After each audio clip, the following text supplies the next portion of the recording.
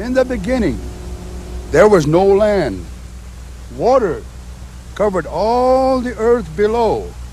So a great sky council was called to see if the world can be made into a good place to live.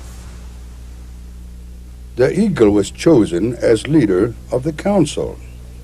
He said, "Let us send someone down to the world to find earth from which we can make land. Who will go?" The crawfish stepped forward and said, "I will go down to search for the land." The council agreed to send the crawfish.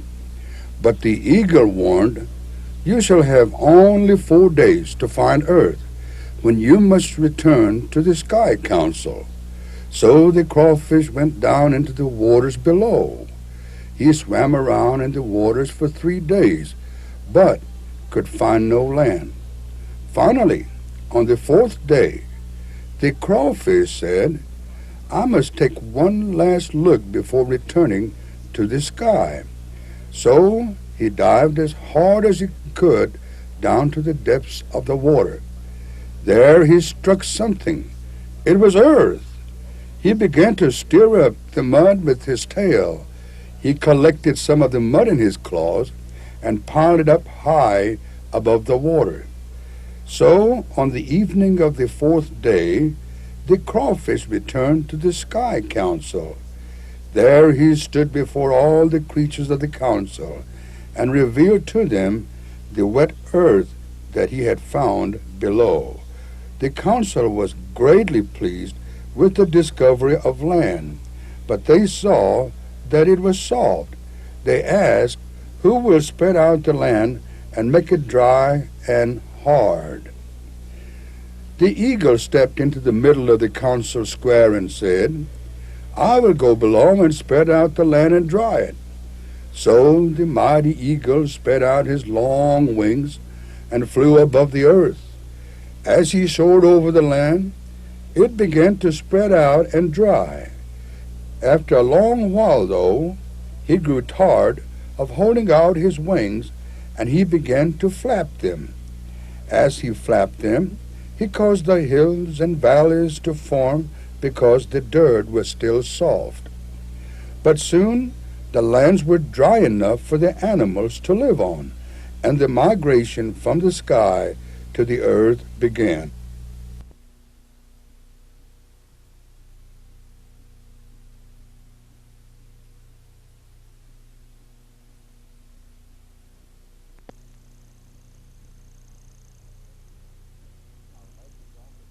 Our legends also tell us that in ancient times the Muscogee migrated eastward toward the rising sun. They settled in the southeastern region of North America in what is now Alabama and Georgia. There they established tribal towns along the rivers and streams that snake through the land. My people became successful farmers and hunters in those days. They built large ceremonial mound complexes at the center of the towns for religious ceremonies and council meetings.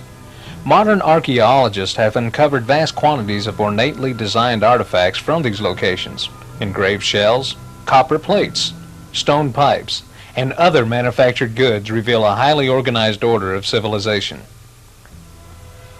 Long before the white man came, the Muscogee people had formed a powerful union of tribes, or bands, called the Muscogee Confederacy.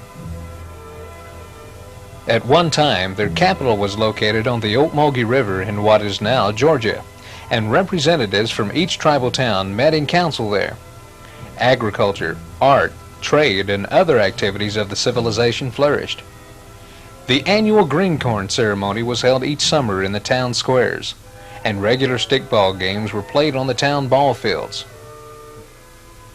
Then, in 1540, Hernando de Soto, a Spanish explorer, and his army swept across the Muscogee lands. It was the first time the Muscogee had encountered Stahetki, the white man, and things haven't been the same since. In the centuries that followed, immigrants from Spain, France, and England came to settle the lands of the New World. Because my people built their towns near waterways, the British called us Creek Indians, a name that has remained with us to this day. In the 17 and 1800s, first the Europeans and then the Americans greedily cast their eyes on the lands of the Creek people. Untold numbers of settlers flooded our lands, and citizens of the new state of Georgia began calling for the removal of all Indians from their midst. Piece by piece, through warfare and treaty, our lands were slowly lost to them. Finally, defeat came at the hands of the cunning and deceitful Andrew Jackson in the Red Stick War of 1813 and 1814. Then the Indian Removal Act of 1830 forced the Creek people to give up their homelands in exchange for a new home west of the Mississippi River.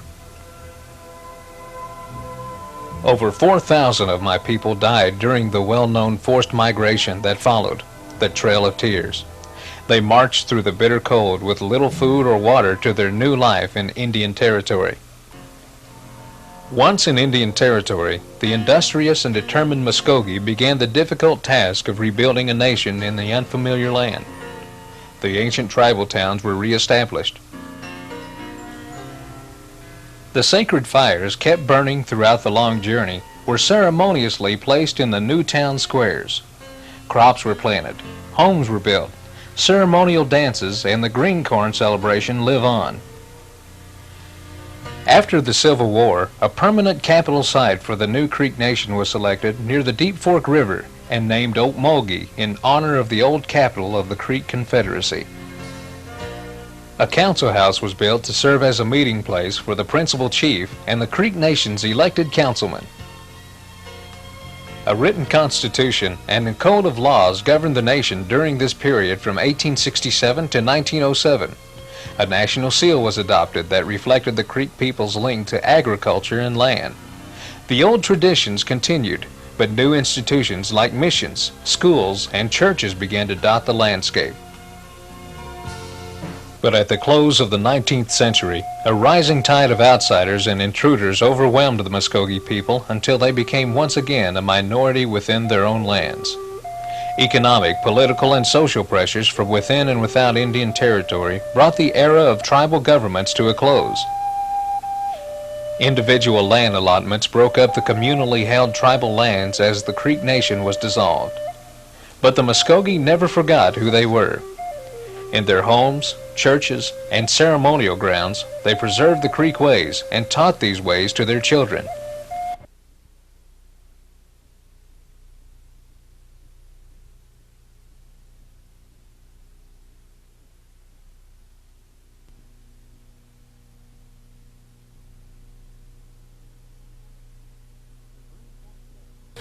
The green corn ceremony, known to the Creek people for nearly 2,000 years, is still practiced today at a dozen or so ceremonial grounds in the Creek Nation. These grounds are all that remain of the once mighty tribal towns of the Muscogee Nation of prehistoric times. The celebration is held annually at the time of the ripening of the new corn. It is a time of renewal and thanksgiving, fellowship, and feasting. The people thank the Creator for His many blessings, and they cleanse their hearts and bodies for the year to come. Indian families leave their jobs and homes for 1 week in the summer to camp at the ceremonial ground. There they make preparations for the ceremony. The heart of the event begins at sunset on Friday with a women's ribbon dance. The tribal town chief, or Miko, supervises the whole affair, and in some cases leads the ceremonial songs and prepares the herbal medicine for the occasion. The number 4 is sacred among traditional Creeks, representing the 4 seasons, the 4 directions, and the 4 phases of a person's life. Everything in the green corn celebration is done in sets of 4. The ribbon dance is made up of 4 sets of songs, each set repeated 4 times. The next morning, a new fire is kindled in the middle of the square. 4 logs pointing in the 4 cardinal directions feed the fire. Herbal medicine is prepared by the medicine maker, and all the people in the camp cleanse themselves with it. First the girls and the women take the purifying and relaxing mixture. Later the men and boys do the same. That afternoon the men perform the feather dance. They say that ages ago these songs were taught to the Muscogee by the white crane. It was a magical time when men and animals spoke the same language, and Indians learned medicine from these animals, the 4-legged ones. That night, the camp is filled with visitors who come to stomp dance all night long. Various singers take turns leading the songs which accompany the stomp dance. The songs are about nature, love, politics, humor, and other things.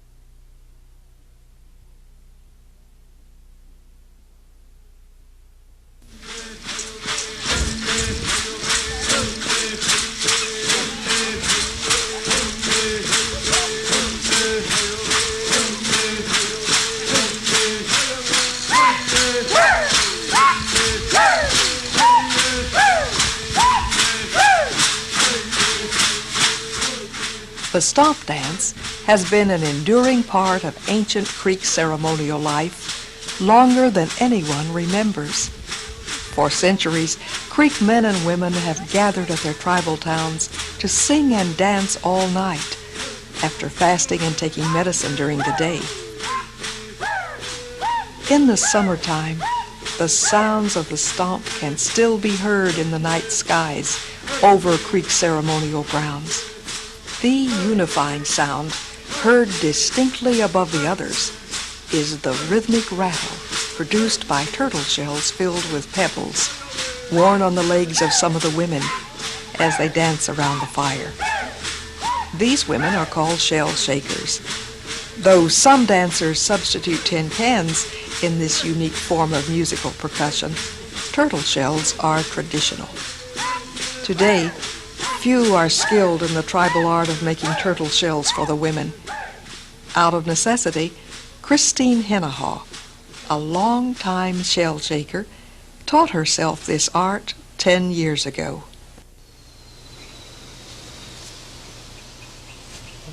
When I'm going to make a set of turtles, I need 8 on one side and 8 on the other side, left and right leg. And so between 7:30 in the morning till about 9:30, I'll go out, and generally they're on the highway, biggest part of them you could find. And if I find one, I'll carry a box, not a cardboard box, but a plastic or tin bucket or anything, so they don't crawl out. If I found one, well, I'll put it in there and keep on going, say 7 miles to town. Some mornings, well, I'll find 2 or 3, sometimes 1, sometimes none. And every day I'll look that time of the morning, and when I find one, I may not clean it the day that I get it. I might just pile it up. Then I'll just start cleaning them. And there's some turtles that's got a stripe on its back. I don't get that kind because the Indians call it snake turtle, that it turns into snake. Never use that kind. So I don't get that kind. I get the one that's smooth, and then some have look like flower designs on it. There's a certain way that you tell which is female and which is male. The female have a little flarety skirt. I call it flary skirt.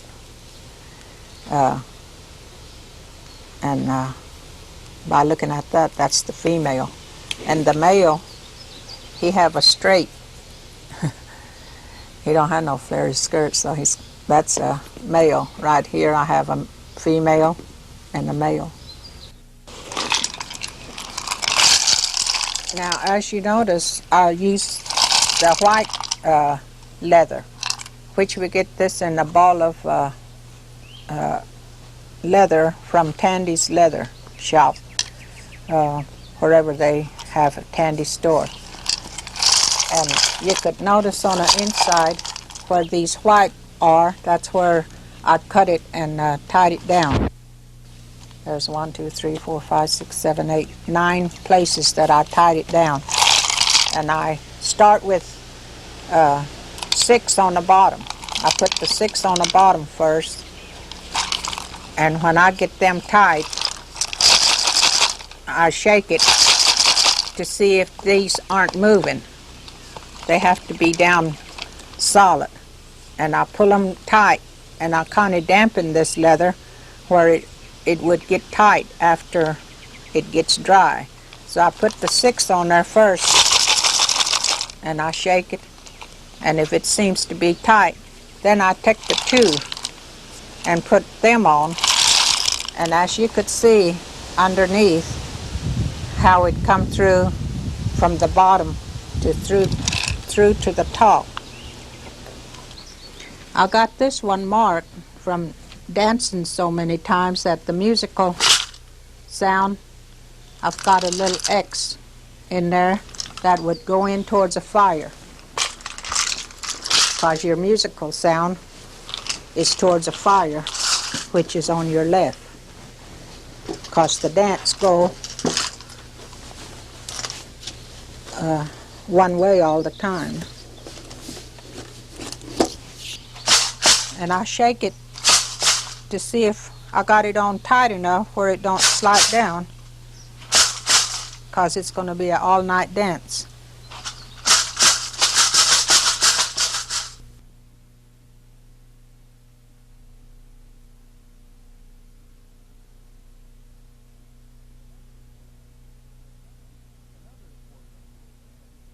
Another important annual event at the Stomp Grounds is the Stickball game.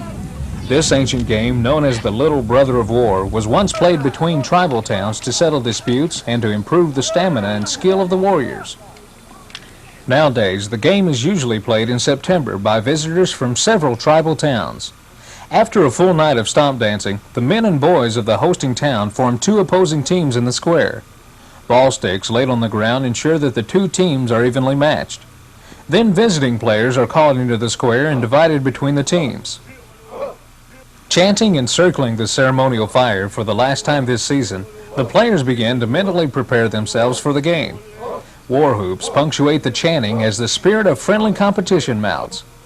The balls to be used in the game have been especially prepared by the medicine maker, and he carries them to the playing field. The playing field, lined with spectators' cars, is 100 yards long and lies in an east-west direction. The 2 teams are simply named the East and the West. After final preparations, the rules of the game are explained to the players, and they are reminded of ancient tribal roots of this event. Then the game begins. The players position themselves on the field in a series of groupings or clusters. Each cluster is made up of players of both teams. The young boys make up a cluster of their own. Each team's scorekeeper keeps track of his team's score with a bundle of sticks. The first team reaching 20 points wins the game.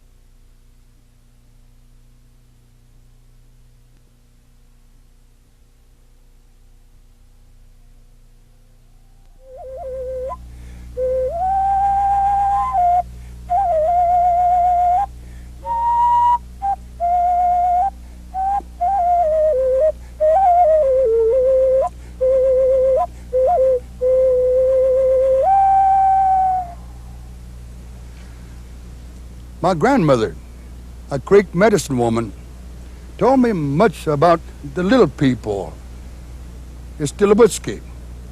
They live in the woods.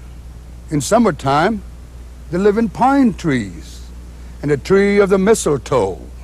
When winter comes, they keep warm by moving into the squirrel's nest. For food, the little people mostly eat berries. In the summertime, they love to eat kibala, strawberries. They also enjoy eating possum grapes and shilawa, or black hullberries. The Stickball do not have a stomp ground of their own for holding traditional ceremonies. So, after the human-sized people end their ceremonial season, the little people hold their puskida, or green corn dance. The Stickball love to play tricks on human-sized people and are often blamed for hiding misplaced objects. One morning at the stomp ground, a man was washing himself. He laid down his soap and towel near the water. But while he was washing his face, some little people moved the towel to a nearby rock. Then they ran behind a cedar tree and had a good time laughing at the trick they had played on the man. When the man had finished washing himself, he pulled out his clean clothes. He laid down the clothes on the bench and turned around to drink his coffee. While he was turned around, the Stickball grabbed his clothes and ran towards the woods with them. When the man turned around, he saw his clothes making a fast getaway towards the trees. He did not see the little people under his clothes, and by the time he caught up to his shirt, the Stickball had disappeared into the woods. It is said that the little people do not like dogs.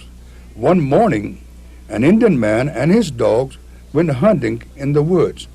As they passed by the trees where the little people made their home, a little medicine man saw them coming. He picked up a blade of dead grass and prepared himself to shoot the man. As soon as the hunter was near enough, the medicine man shot him in the back with the dead grass. That is why a hunter sometimes may feel a sharp pain when he is in the woods. These are some of the tales told about the little people.